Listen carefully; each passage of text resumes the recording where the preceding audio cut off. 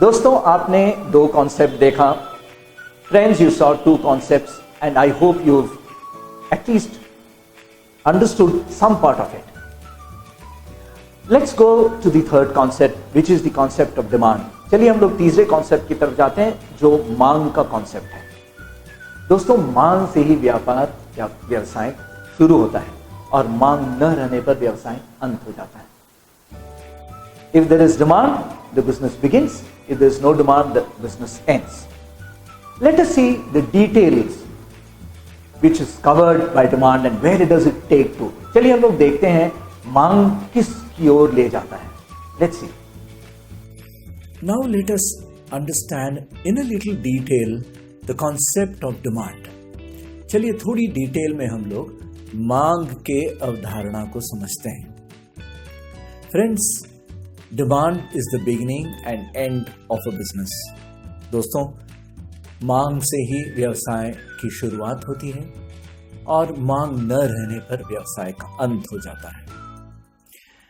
A business starts only if there is a demand for its product or products or services.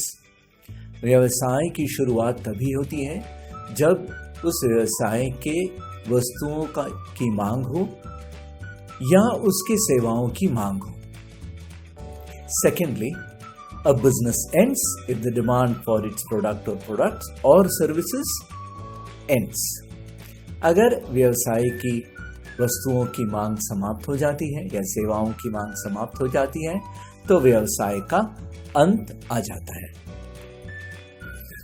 अब हम लोग demand को थोड़ा और विस्तार से देखेंगे. Now we shall see the concept of demand with a little more explanation. Demand for a product or service cannot be assumed. It has to be estimated. उसका अनुमान ही किया जाना चाहिए, assume नहीं करना चाहिए. The estimation is called forecasting.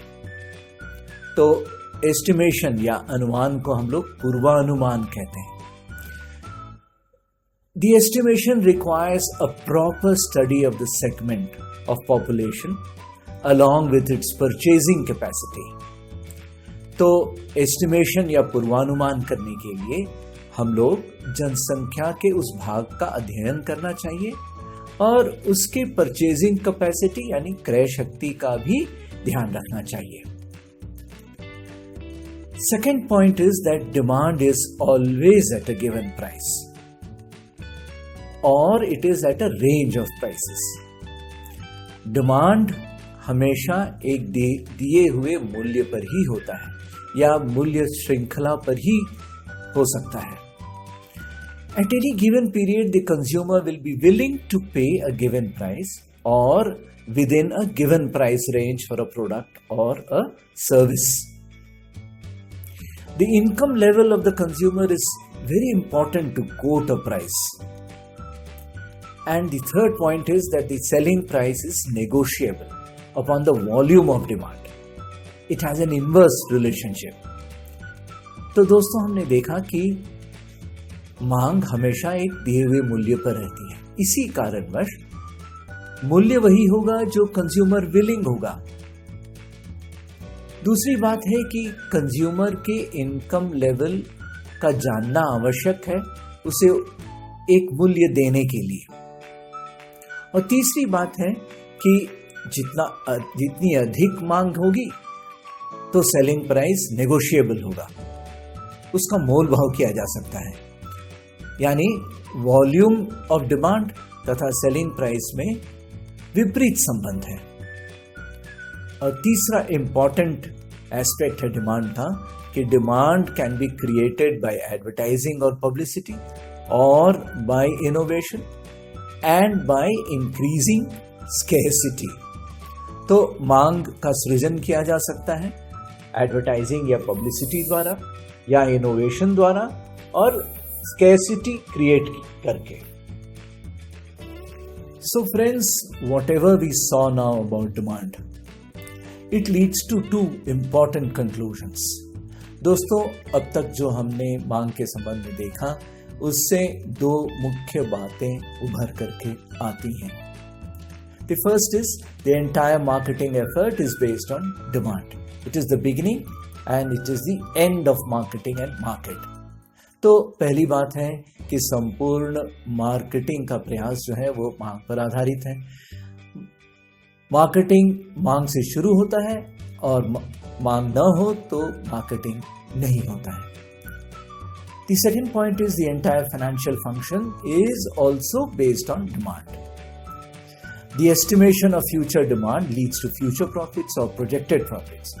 Based on this, the investor becomes ready to invest. On this projected profits, the banks will be willing to give loans.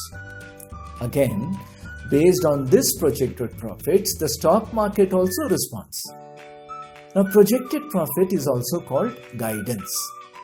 तो दोस्तों, भविष्य के मांग पर ही भविष्य का लाभ का अनुमान किया जाता है और इस भविष्य के लाभ के अनुमान से जो विनियोग करता है वह विनियोग करने के लिए तैयार होता है और इसी प्रोजेक्टेड प्रॉफिट्स या लाभ से बैंक भी ऋण देने के लिए तैयार रहते हैं. और दोस्तों, इसी प्रोजेक्टेड प्रॉफिट्स के कारणवश स्टॉक मार्केट में भी उतार चढ़ाव होता है. दोस्तों, प्रोजेक्टेड प्रॉफिट को ही गाइडेंस भी कहा जाता है. तो हमने अंततः क्या देखा? Demand is the key driver of the present and the future business opportunities. मांग ही वर्तमान या भविष्य के व्यवसाय के अपॉर्चुनिटीज का की ड्राइवर है. Friends, you have seen the three concepts. And the three concepts would have given you an idea about what they encompass. In fact, they encompass the entire business world. दोस्तों, आपने देखा 3 concept और यह समझा होगा कि इन 3 concept से ही पूरी बिजनेस वर्ल्ड आच्छादित है. दोस्तों, अगर आपको यह वीडियो पसंद आया हो तो लाइक कीजिए, इसे अपने दोस्तों के बीच में शेयर कीजिए और मैं चाहता हूं कि आप मेरे चैनल को सब्सक्राइब करें क्योंकि इसी प्रकार की वीडियो हम आप तक पहुंचाते रहेंगे. Friends, if you have liked it, do share it with your friends and if you have shared it with your friends, do subscribe to our channel because we will continue to bring such videos for your benefit. Thank you very much. बहुत बहुत धन्यवाद दोस्तों.